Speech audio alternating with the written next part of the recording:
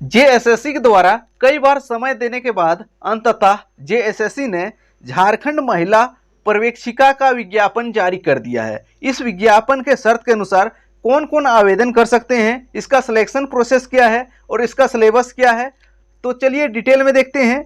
झारखंड का जारी किया गया नया विज्ञापन जेएसएससी महिला पर्यवेक्षिका 2023।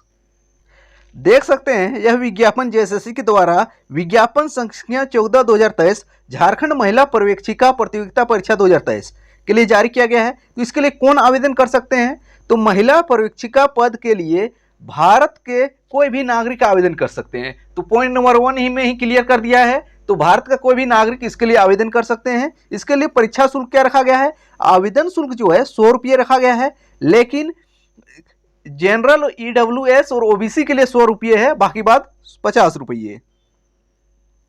नेक्स्ट देखते हैं इसमें टोटल पद कितना है। तो एक तरह के पद है महिला पर्यवेक्षिका, इसमें टोटल पदों की संख्या 444 है।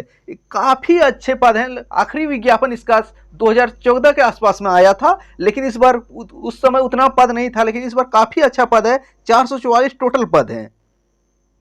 तो इसमें कोटिवार देखें तो अनारक्षित के लिए 187, अनुसूचित जनजाति के लिए 101 है, अनुसूचित जाति 35 है, BC1 के लिए 42 है, BC2 के लिए 35 है और EWS के लिए 44। तो टोटल 444 पद है। इसके लिए योग्यता क्या रखा गया है, यही सबसे महत्वपूर्ण होता है। तो इसके लिए योग्यता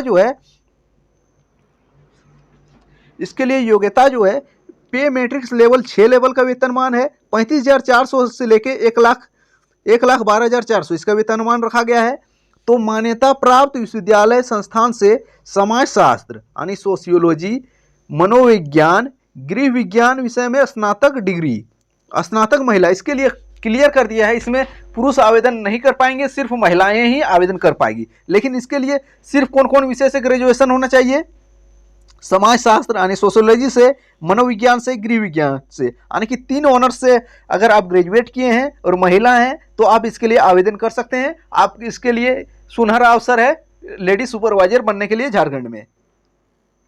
अब देख लेते हैं इसके लिए उम्र सीमा क्या रखा गया है। तो उम्र सीमा जो रखा गया है, न्यूनतम उम्र सीमा की गणना 1 अगस्त 2023 के आधार पर किया जाएगा और अधिकतम उम्र सीमा की 1 अगस्त 2019 के आधार पर किया जाएगा। इसमें न्यूनतम उम्र सीमा 21 वर्ष रखा गया है, यानी कि 1 अगस्त 2023 को आपका 21 वर्ष की उम्र पूरी कर लेनी चाहिए और अधिकतम की गणना कब से की जाएगी, 1 अगस्त 2019 के आधार पर अधिकतम की गणना की जाएगी। इसमें महिला BC1, BC2, EWS और जनरल उसके लिए 38 वर्ष रखा गया है और SC ST के लिए 40 वर्ष रखा गया है। अब इसके लिए देख लेते हैं इसका आरक्षण किसको मिलेगा। आरक्षण जो है, आरक्षण सिर्फ और सिर्फ झारखंड राज्य के स्थानीय निवासी को ही मिलेगा। आवेदन करते वक्त ही आपको अपना जो रिजर्वेशन कैटेगरी में आते हैं तो आपको कैटेगरी चूज करना होगा, तभी आपको आरक्षण देय होगा, अन्यथा आपको जनरल के अंतर्गत कंसिडर किया जाएगा।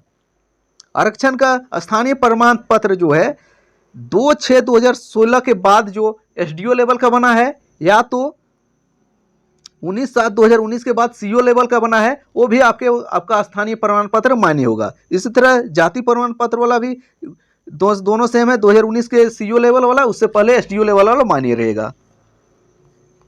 अब देख लेते हैं इसका परीक्षा का प्रारूप क्या रहेगा। तो परीक्षा की प्रारूप की बात करें तो इसका परीक्षा का प्रारूप क्या रहेगा, तो इसके सबसे पहले देख लेते हैं। उससे पहले आवेदन कब से होगा। आवेदन जो होगा इसके लिए ऑनलाइन आवेदन करना होगा। तो रजिस्ट्रेशन करने का डेट कब से दिया गया है, 26/9 से लेकर 25/10/2023 की मध्यरात्रि, यानी कि 26 सितंबर 2023 से लेकर 25 अक्टूबर 2023 की मध्यरात्रि तक आप ऑनलाइन आवेदन कर सकते हैं। और परीक्षा शुल्क कब तक भुगतान कर सकते हैं, 27/10/2023 तक भुगतान कर सकते हैं।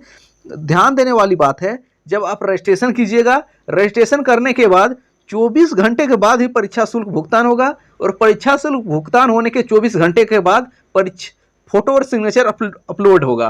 तो ध्यान देने वाली बात यही सब है।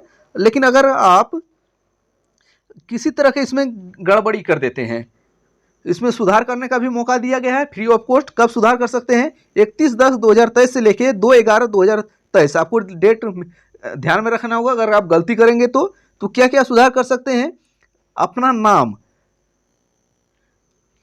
अपना नाम सुधार कर सकते हैं, डेट ऑफ बर्थ, अपना नाम, date of birth, mobile number और ईमेल आईडी छोड़कर बाकी बात सभी आप सुधार कर सकते हैं। तो अपना नाम नहीं सुधार सकते हैं, डेट ऑफ बर्थ नहीं सुधार सकते हैं, मोबाइल नंबर और ईमेल आईडी नहीं सुधार सकते हैं। इसके अलावा जो आपका कैटेगरी है, डिटेल कुछ डालने में गलत हुआ, इसको सुधार कर सकते हैं 31/10/2023 से लेकर 2/11/2023 के बीच में। परीक्षा कैसे होगी? इसका परीक्षा जो है ऑनलाइन मोड में रखा गया है, सिर्फ और सिर्फ जो है सीबीटी मोड में होगा, ऑनलाइन मोड में होगा, और इसमें भी मल्टीपल शिफ्ट में होगा, तो नॉर्मलाइजेशन का फॉर्मूला अपनाया जाएगा। तो परीक्षा तो देख लिए स्वरूप है ऑनलाइन मोड, लेकिन परीक्षा का पाठ्यक्रम क्या है? तो परीक्षा जो होगा सिर्फ मेंस रखा गया है, एक चरण में परीक्षा है। तो सभी प्रश्न जो होगा एमसीक्यू टाइप के होगा, एक प्रश्न के लिए 3 अंक मिलेगा और एक गलत के लिए 1 अंक आपसे काटा जाएगा, यानी कि नेगेटिव मार्किंग इसमें है। ध्यान देने वाली बात है, पिछले कुछ विज्ञापन में नेगेटिव मार्किंग, जैसे कि पीजीटी और पीजीटी के एग्जाम में नेगेटिव मार्किंग नहीं था, तो लेकिन इसमें है, ध्यान देने वाली बात है। मुख्य परीक्षा का क्या क्या पूछा जाएगा? इसमें भी 3 पेपर रहेगा, और तीनों पेपर का एग्जाम एक ही दिन होगा, सुबह से शाम तक।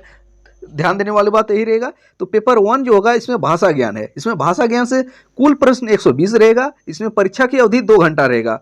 तो हिंदी भाषा ज्ञान का लिए 60 प्रश्न रहेगा, उसमें ग्रामर रहेगा, अनसीन पैसेज रहेगा। इसके बाद अंग्रेजी में भी 60 प्रश्न रहेगा, इसमें भी ग्रामर और अनसीन पैसेज रहेगा, अनेक पैसेज वाला।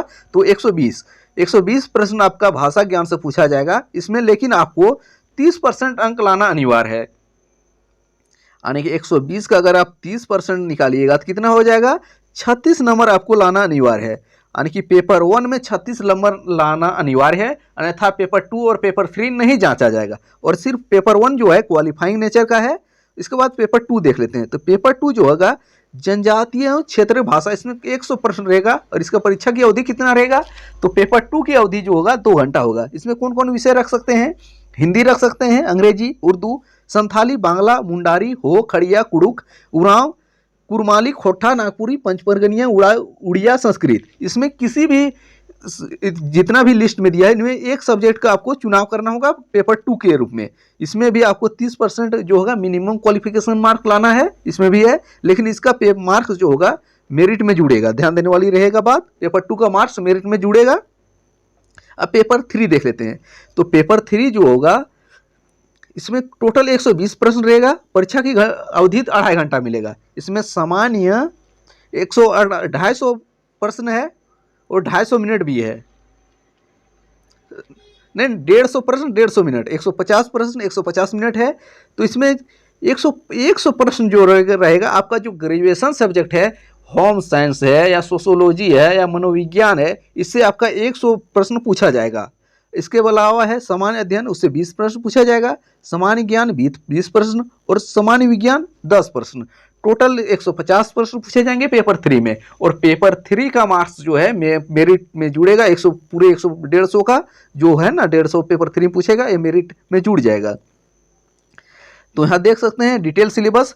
तो सीन पे 30 नंबर का ग्रामर रहेगा और 30 नंबर का अनसीन पैसेज रहेगा, हिंदी इंग्लिश दोनों में इसी तरह रहेगा। इसके बाद पेपर 2 का सिलेबस की बात करें तो देखेंगे डिटेल में कौन सा पेपर है। और पेपर 3 की बात करें तो इसमें सामान्य अध्ययन रहेगा और 100 नंबर का जो होगा आपका जो ऑनर्स पेपर है उससे 100 नंबर,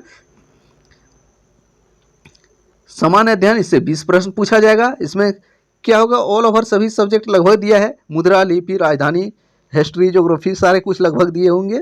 झारखंड का भूगोल भी, झारखंड से भी से प्रश्न पूछे रहेंगे, झारखंड राज्य से संबंधित ज्ञान भी रहेगा। इसके बाद सामान्य विज्ञान, इससे आपका 10 प्रश्न पूछा जाएगा और गणित इसमें से 10-20 प्रश्न पूछे जाएंगे। तो टोटल 150 होगा पेपर 3 में। और मेरिट कैसे बनेगा यहाँ साफ साफ क्लियर कर दिया है, किसी तरह के कन्फ्यूजन नहीं होना चाहिए।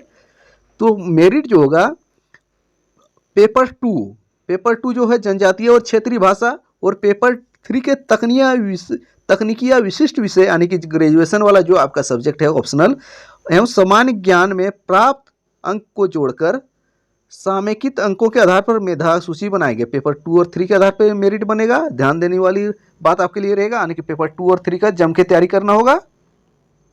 अगर बात करें इसका सिलेबस क्या है, सिलेबस जो है लगभग सीजीएल जो जीएसएससी सीजीएल है और ग्रेजुएशन लेवल का जो झारखंड में एग्जाम होता है उसी का सिलेबस D2 वही है। केवल ऑप्शनल पेपर आपके लिए अलग रहेगा। एग्जाम्पल के लिए आपको खोंठा का सिलेबस बना है, जो लेडी सुपरवाइजर में आपसे पूछा जाएगा खोंठा का पेपर 2 में। इसमें क्या क्या पूछा जाएगा? खोंठा भाषा का वर्ण विचार, संज्ञा, सर्वनाम, लिंग, वचन, कारक, विशेषण, काल, क्रिया, समास, अव्यय, वाच्य, वाक्य के भेद, विपरार्थक शब्द, उनार्थक शब्द। ये सेम सिलेबस यह सीजीएल में भी है। इसके बाद खोंठा भाषा के लोकगीत, इसमें परिभाषा, परिचय, खोंठा भाषा के लोकगीत का वर्गीकरण, 10 विविध लोकगीत, इसमें भी सेम टू सेम सीजीएल में भी वही दिया गया है। संस्कार गीत, पर्व त्योहार गीत, श्रम गीत, बाल गीत, ऋतु गीत, सामान्य गीत, सीजीएल में भी सेम सिलेबस है। अगर श्रेष्ठ गीत की बात करें तो खोंठा भाषा की 10 प्रतिनिधि कविताएं हैं, 10 गीत है। इसके बाद एक पठिया, पथिया, डोंगल, महुआ, महुआ से 10 कविता पढ़ना है। इसके बाद गीत पढ़ना है कौन कौन? मांदर, बाजे रे, सभी सीजीएल में दिया गया है। अगर आपने सीजीएल के लिए आवेदन किया है और उसके लिए तैयारी किए हैं तो आपके लिए गोल्डन अपॉर्चुनिटी रहेगा, क्योंकि सेम D2 सिलेबस वही है, केवल जो ऑप्शनल पेपर है उसका केवल सिलेबस आपको फिर से तैयारी करना होगा। लोक कथा भी सेम टू सेम वही है, 10 लोक कथा, शिष्ट कहानी भी 8 सेम टू सेम है, नाटक भी वही है, निबंध भी वही है, और जो साहित्यकार का 7 गो साहित्यकार पढ़ना वो भी सेम टू सेम है। अगर बात करें जो नॉर्मल पेपर है, जो ग्रेजुएशन लेवल का जो पेपर है, सेम टू सेम वही है, सीजीएल वाला पेपर ही, सिर्फ आपको ऑप्शनल का तैयारी करना है। अगर आप इसके लिए एलिजिबल हैं तो आवेदन करिए और जम के तैयारी कीजिए। थैंक्स फॉर वॉचिंग, मिलते हैं अगले वीडियो में।